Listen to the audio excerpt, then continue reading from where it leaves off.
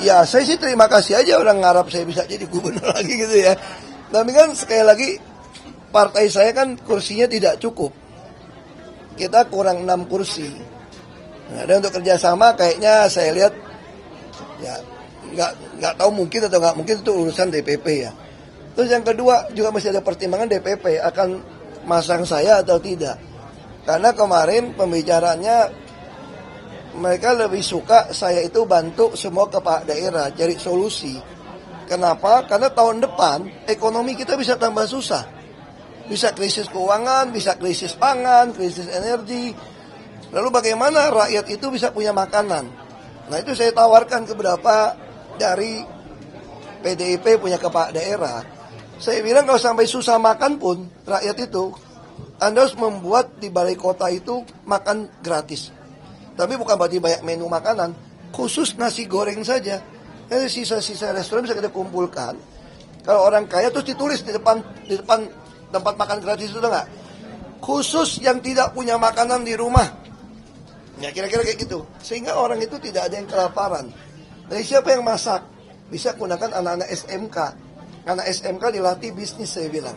Dilatih bisnis, Anda gimana membuat sebuah kantin, lalu belinya pakai Rp1 dengan kartu ATM.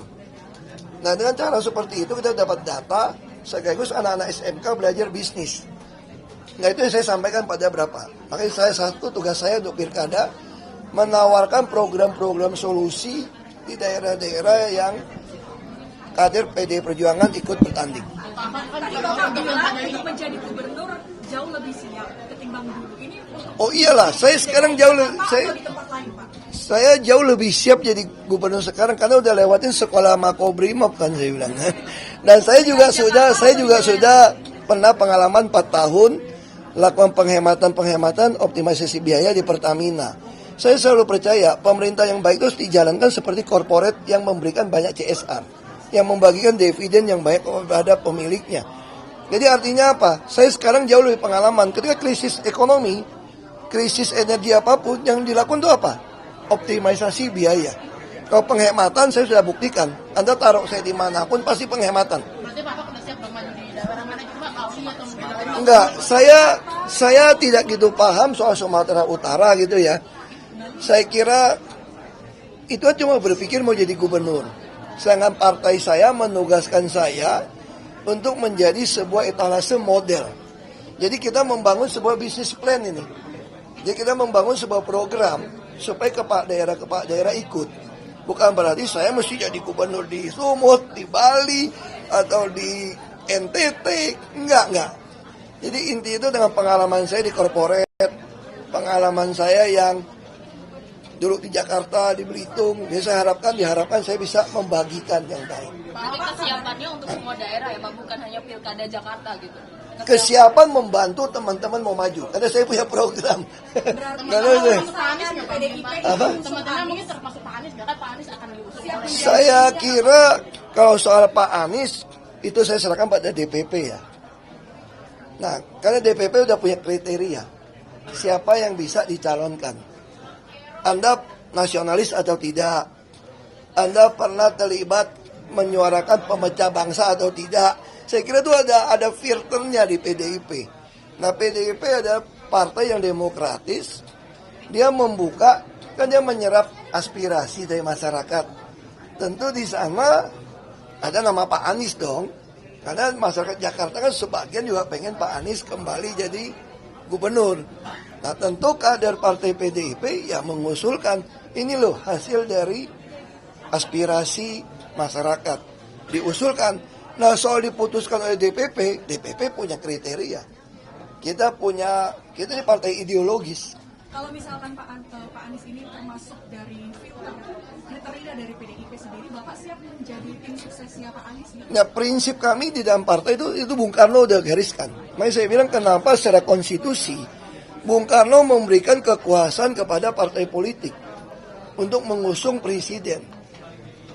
Karena bagi Bung Karno, partai politik ini yang membuka jalan untuk rakyat. Nah kalau mau berorganisasi berpolitik, Anda harus disiplin berorganisasi. Anda harus disiplin. Apapun diputuskan partai, Anda harus taat.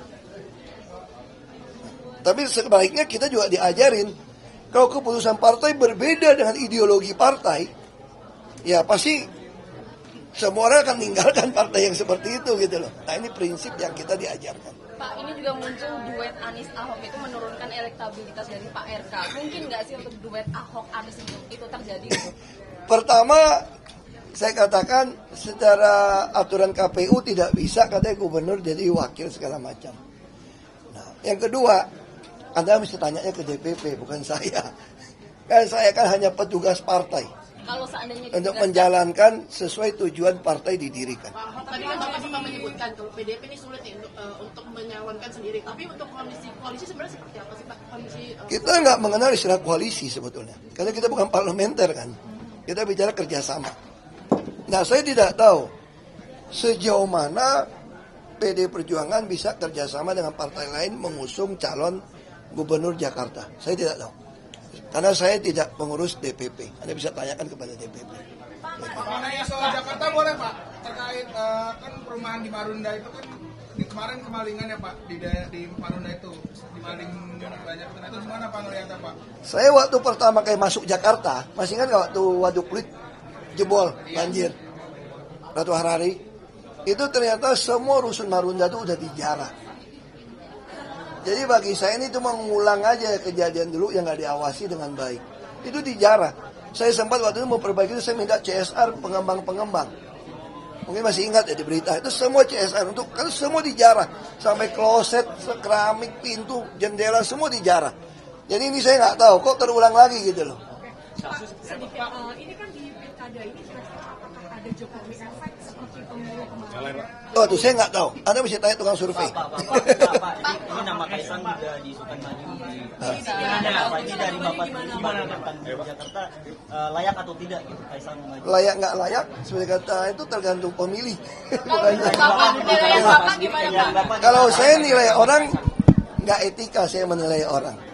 Tapi yang pasti kalau di dalam PDIP, termasuk anak-anak Gen Z hari ini, kita mesti meninggalkan sebuah jejak meritokrasi dan proses. Jadi semua orang harus melakukan sebuah proses. Nah itu yang kita diajarkan dalam berorganisasi.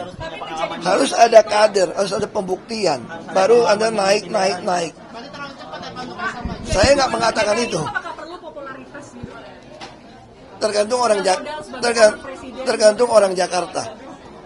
Tergantung orang Jakarta. Pak, Ya. muncul wacana isu koalisi 4+1 di pilkada khususnya Jakarta, Jateng sama Sumatera Utara. 4+1 ini 4 koalisi di koalisi Indonesia Maju, satunya Jokowi, gimana Pak?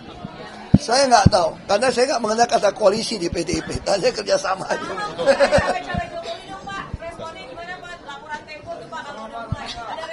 Anda tanya di bocor halus saja. Download Tribun X sekarang, menghadirkan lokal menjadi Indonesia.